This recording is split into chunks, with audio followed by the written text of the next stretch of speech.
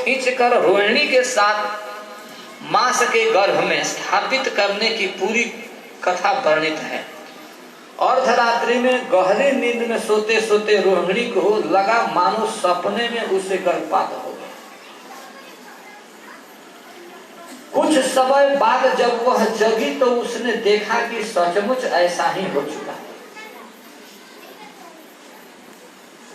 वह बहुत चिंतित थी, किंतु जोग माया ने उसे बतलाया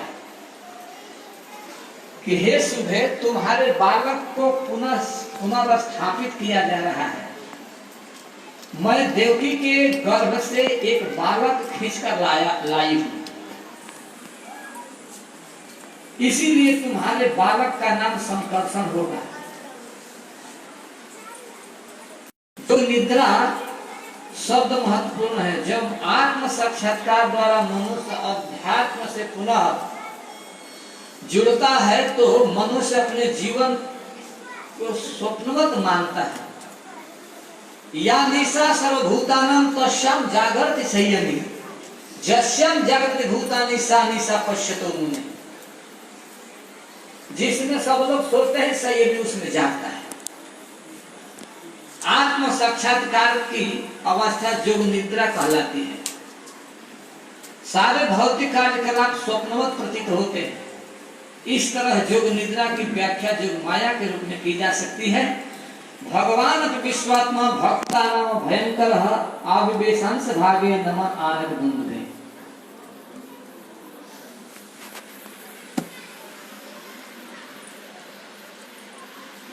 देवकी जी के गर्भ में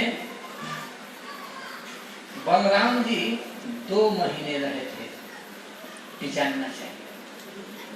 और रोहिणी माता के गर्भ में 12 महीना रहे थे। तो 12 और 2 14 महीना। बलराम जी अपने माता के गर्भ में कितने महीना रहे थे? 14 महीना।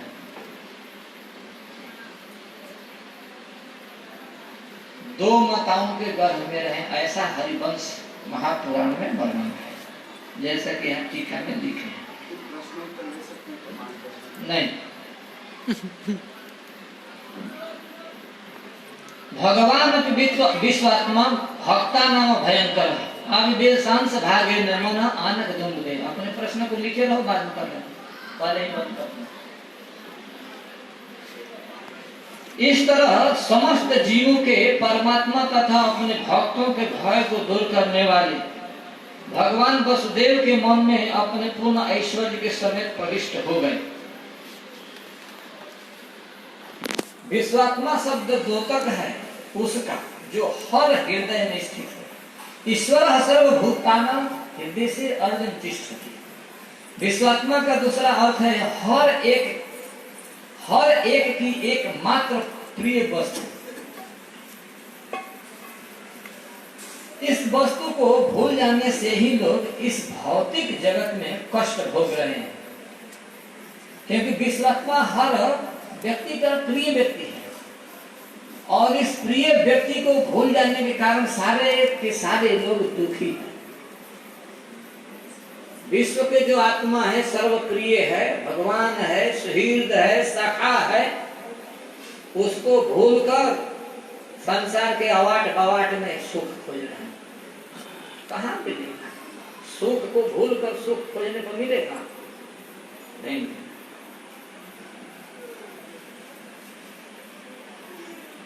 भगवान का वर्णन इस प्रकार हुआ है। परावरेशो मददंश युक्तो हृदयो पिजातो भगवान। अजन्मा होकर भी सबके प्रभु भगवान भक्त के मन में प्रविष्ट होकर शिशु की तरह प्रकट हुए। प्रभु पहले से ही मन के भीतर रहते हैं और एक के नहीं भक्तों के और सबके मन के भीतर रहते हैं। भक्त के शरीर से उनका उत्पन्न होना आश्चर्यजनक नहीं है। आविवेश शब्द बताता है कि वे वसुदेव के मन के भीतर प्रकट हुए। बीजस्खलन की आवश्यकता ही नहीं पड़ी। जैसे संसार में बीज और रज के संपर्क से संतान उत्पन्न होती है, ऐसी व्यवस्था भगवान के साथ नहीं है। भगवान के माता पिता के साथ ऐसी व्यवस्था नहीं है। वो दिव्य है, अलौकिक है, और इसलिए पहले भगवान उनके मन में प्रकट हुए और उनके मन से फिर माता देवकी के हृदय में जाएंगे। आगे वर्णन करना है श्री सुखदेव गोस्वामी। श्रीपाद सिद्धर स्वामी तथा श्रील विश्वनाथ चक्रवर्ती ठाकुर का यही मत है। वैष्णव तोषणी में श्रील सनातन गोस्वामी कहते हैं कि वसुदेव के मन के भीतर चेतना जगी। श्रील वीर राघवाचार्य भी कहते हैं कि वसुदेव देवताओं में से एक थे और चेतना जागृत होने के रूप में भगवान उनके मन के भीतर प्रकट हुए। स्विभ्रत पौरुषम धाम भ्राजमानो यथा रविः दुरासदोति दुर्धर्षो भूतानां संबभूवः।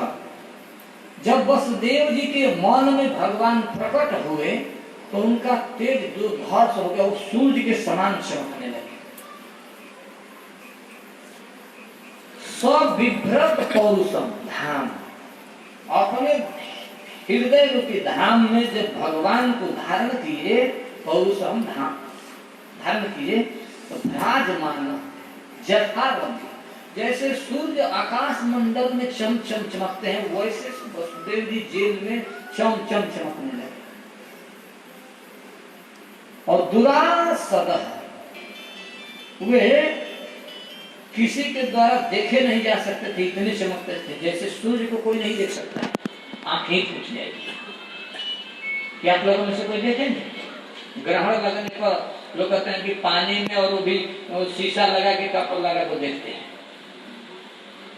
ऐसे सीधा देखें तो कहीं आंख में वो ज्योति लग जाएगी, ऐसे लग रहे थे वसुदेव जी। अति दुर्धर्ष, अत्यंत कठिन थे वे, इतने दुर्धर्ष थे, तेजस्वी थे कि उनको कोई देख नहीं सकता था। वसुदेव अपने हृदय के भीतर भगवान के स्वरूप को धारण किए। भगवान के एक दिव्य प्रकाश नाम तेज को बदन वहन करते हुए इतने तेजस्वी हो गए कि सूर्य के समान चम चम चमक रहे थे। उनकी वो लौकिक दृष्टि द्वारा देखना असंभव था। यहाँ तक कि वे कंस जैसे पराक्रमी व्यक्ति के लिए ही नहीं, अब तो सारे जीवों के लिए भी दुर्धर्ष हो गए, ऐसे तेजस्वी हो गए। यहाँ श्लोक में धाम शब्द आया है। धाम शब्द बहुत ही महत्वपूर्ण है। धाम सूचक है भगवान के रहने के स्थान का।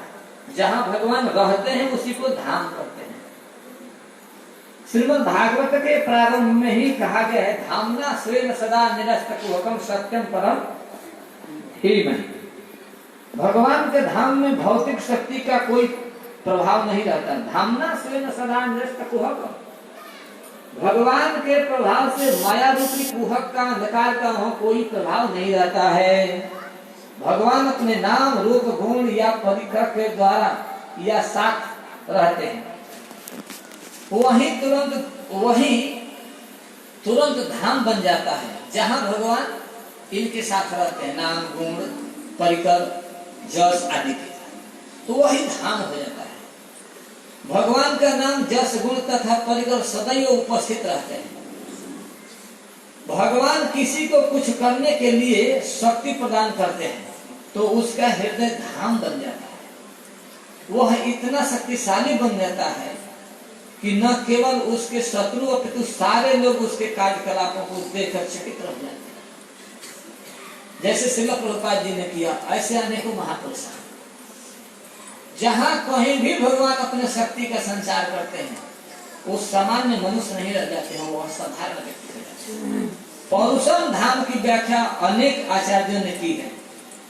पौरुषम धाम की व्याख्या वीरराघवाचार्य जी करते हैं कि ये शब्द भगवान के तेज के सूचक है, और विजय ध्वज तीर्थ जी कहते हैं कि ये शब्द विष्णु तेज के सूचक है, और सुखदेव गोस्वामी इसे भगवत स्वरूप कहते हैं। वैष्णव तोषणी के अनुसार ये शब्द परमेश्वर के तेज के प्रभाव को सूचित करते हैं। विश्वनाथ चक्रवर्ती ठाकुर कहते हैं कि ये भगवान के प्राकट्य के सूचक हैं। इन सारे आचार्यों के विचार बड़े अद्भुत हैं। ततो जगन मंगलमच्युतांसं समाहितं शूरसुतेन देवी दधार सर्वात्मकमात्मभूतं काष्ठाजथानन्दकरं मनस्तः। बहुत सुंदर श्लोक है। कह रहे हैं कि इसके पश्चात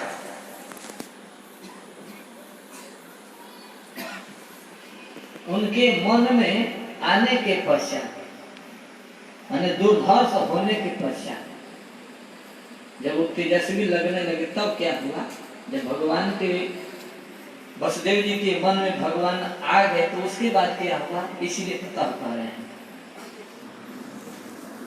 परम तेजस्वी संपूर्ण जगत के लिए, जगत मंगल अच्युतांश, संपूर्ण जगत के लिए सर्व मंगलमय भगवान अच्युतांश अपने अंशों समेत अनेकों अवतारों के सहित वसुदेव के मन से देवकी के मन में स्थानांतरित हो गए।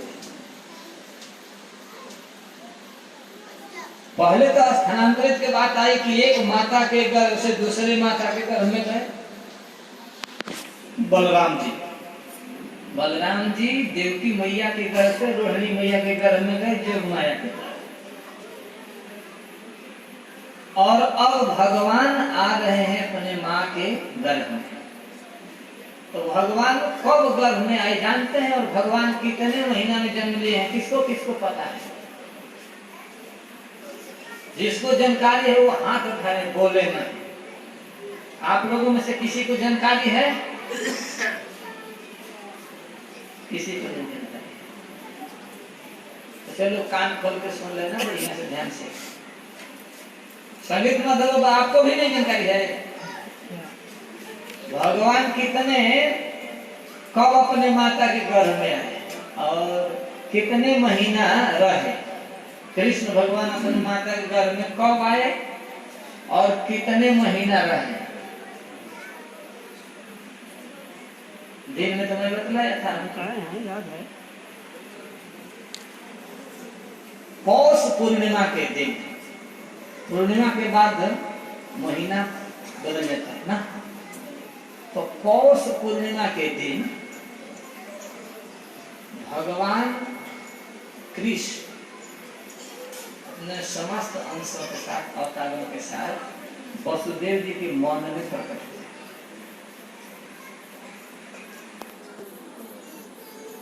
फिर माता के हृदय में प्रकट हुए। इसको ध्यान में रखना। और अपने माता के गर्भ में ये 7 महीना 7.5 दिन रहेंगे। 7 महीना 7.5 दिन। हम लोग प्रचार करते थे गुरु महाराज के साथ। एक बार 7.5 भक्त थे, नाम नहीं रखा गया था 7.5 दास। एक छोटा सा लड़का था, कृष्ण धाम दास का लड़का था, उसका नाम था 7.5। ऐसे गिन कर 1 2 3 4 5 6 7। वो छोटा लड़का था तो उसको महाराज जी कहते 7.5 है।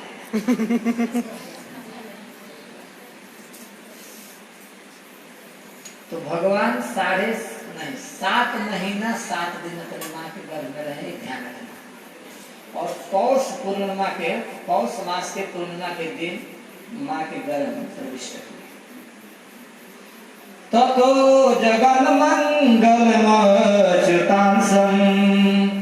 समाहितं शूरसुतेन देवी दधाव सर्वात्मकमात्मभूतं काष्ठाजथानन्दकरं मनस्तः। कितना टाइम टाइम हो गया, रुको इस श्लोक को बिना पूरा किए नहीं खत्म करूंगा, चाहे जितना टाइम हो जाए। परम तेजस्वी संपूर्ण जगत के लिए सर्व मंगलमय भगवान अपने अंशों समेत वसुदेव के मन से देवकी के मन में स्थानांतरित हुए। इस तरह वसुदेव से दीक्षा प्राप्त करने से देवकी सबों की आदि चेतना समस्त कारणों के कारण भगवान कृष्ण को अपने अंतःकरण में धारण करने के कारण बहुत सुंदर लगने लगी। जिस तरह उदित चंद्रमा को पाकर पूर्व दिशा सुंदर बन जाती है, उसी तरह भगवान कृष्ण चंद्र को पाकर माता देवकी सुंदरी बन गई, और इतनी सुंदरी बन गई कि मत पूछिए, आगे वाले श्लोक में वर्णन करेंगे। इस पर बड़ा सुंदर व्याख्या श्रील प्रभुपाद ने लिखी है, और वह सब आचार्यों की मत है, उसको मैं पढ़ देना चाहता हूँ। मनस्ता शब्द बताता है कि भगवान को वसुदेव के मन में देवकी के हृदय में स्थानांतरित किया गया। हमें ध्यान देना होगा कि भगवान को देवकी के हृदय में किसी सामान्य विधि के द्वारा नहीं, अपितु दीक्षा द्वारा, जैसे संसार में स्त्री पुरुष के द्वारा विद्या धारण किया जाता है या गर्भाधान किया जाता है, वैसा नहीं, स्थानांतरित किया गया। इस तरह यहाँ पर दीक्षा की महत्ता का उल्लेख हुआ है मंत्र विधि से। जब तक अपने हृदय में भगवान को वहन करने वाले उपयुक्त व्यक्ति द्वारा मनुष्य दीक्षित नहीं होता है, तब तक उसे अपने हृदय के भीतर भगवान को वहन करने की शक्ति प्राप्त नहीं हो सकती। इसलिए दीक्षा अनिवार्य है। अच्युतांशन शब्द का प्रयोग इसलिए किया गया है कि भगवान सदैश्वर्य परिपूर्ण है, धन, बल, यश, ज्ञान, सौंदर्य तथा त्याग से परिपूर्ण है। ऐसा त्याग किसी के पास नहीं है। वे कभी भी अपने निजी ऐश्वर्यों से विलग नहीं होते। ब्रह्म संहिता में ठीक ही कहा गया है, रामादिमूर्ति शुक्ला नियमेन तिष्ठन्। भगवान अपने सारे अंशों यथा राम, नरसिंह, वराह आदि के सहित स्थित होते हैं। यहाँ पर अच्युत शब्द का विशेष रूप से प्रयोग हुआ है। इससे सूचित होता है कि भगवान सदैव अपने अंशों तथा ऐश्वर्यों के साथ उपस्थित रहते हैं। जोगी जन जिस रूप में उनका कृत्रिम ढंग से चिंतन करते हैं, उसकी आवश्यकता नहीं रह जाती। ध्यान अवस्थित मनसा पश्यन्ति यं योगी। जोगी जन अपने मन के भीतर परम पुरुष भगवान का ध्यान करते हैं, किंतु भक्त के लिए भगवान उपस्थित रहते हैं, हृदय में दर्शन देते हैं। उनकी उपस्थिति को प्रामाणिक गुरु द्वारा दीक्षा के माध्यम से जागृत किए जाने की ही आवश्यकता पड़ती है। भगवान को देवकी के गर्भ के भीतर रहने की आवश्यकता नहीं थी, क्योंकि देवकी के हृदय में उनकी उपस्थिति ही उनको धारण करने के लिए पर्याप्त थी। यहाँ पर यह सोचने के लिए मना किया गया है कि वसुदेव द्वारा देवकी के गर्भ से कृष्ण उत्पन्न किए गए और वे उन्हें अपने गर्भ में धारण किए रहे। जब वसुदेव भगवान को अपने हृदय में धारण किए हुए थे, तो वे उस चमकते सूरज जैसे लग रहे थे, जिसकी चमचमाती किरणें सामान्य व्यक्ति के लिए सदा असह्य थी। वसुदेव के शुद्ध हृदय में भगवान का जो रूप स्थित था, वह कृष्ण के आदि रूप से भिन्न नहीं है। कृष्ण के रूप का कहीं भी और विशेषतया हृदय में प्राकट्य धाम कहलाता है। इसीलिए धाम न केवल कृष्ण के रूप को कहा गया, अपितु उनके नाम, रूप, गुण तथा परिकर को भी धाम कहा जाता है। श्रील प्रभुपाद की जय। भगवान कृष्ण वसुदेव के शरीर से देवकी के शरीर में प्रविष्ट हुए। वे समान जीव की परिस्थितियों से परे थे, कृष्ण कहीं भी रहे वे नारायण हैं। अपने अंशों तथा भगवान नृसिंह वराह जैसे अवतारों के साथ रहते हैं। इस तरह वे जगत की सामान्य परिस्थितियों से परे होते हैं। उनको इन सांसारिक जन्म मृत्यु से परे समझना चाहिए। श्री वीर राघवाचार्य लिखते हैं कि वसुदेव देवकी जठरयो हृदय भगवतः संबंध। वसुदेव के हृदय से देवकी के गर्भ में भगवान का प्रवेश दो हृदयों का मिलन नहीं था। इस तरह से आचार्यों ने कहा कि भगवान का जन्म सामान्य जन्म नहीं है, और स्वयं इस बात को भगवान भी गीता में कहते हैं कि जन्म कर्म से दिव्यम एवं यो वेति तत्वतः त्यक्त्वा देहं पुनर्जन्म नयति मामेति स्वर्जुन। भगवान का जन्म आप और हम जैसे साधारण जीव जैसे नहीं है, उनकी मैथिली सृष्टि नहीं है। तो कृष्ण कन्हैया लाल की। अब देवकी जी के मन में जाते हैं, देवकी जी कैसे लगते हैं इसका वर्णन करेंगे। हरे कृष्णा हरे कृष्णा कृष्णा कृष्णा हरे राम हरे राम हरे राम राम राम हरे